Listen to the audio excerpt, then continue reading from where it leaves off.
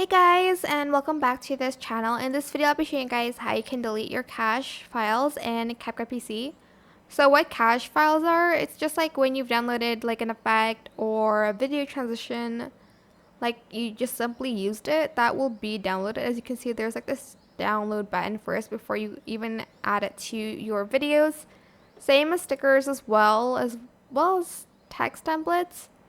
But if your space is full currently, you can just delete them by going to menu, back to homepage. Sorry, I forgot to go back to homepage. Um, okay, it's just going to take a minute to load. Then go to the settings tab here. Select the settings, then you can delete the cache files here. Select OK, but you can also select like the remove from 15 days ago automatically. So it says auto delete cache. There's like 15, 30, 60 until 90 days ago. I just put it to 15. Press save and that's it. Hope this tutorial was helpful for you guys. Don't forget to like, comment, share. Also subscribe to this channel if you haven't done that already.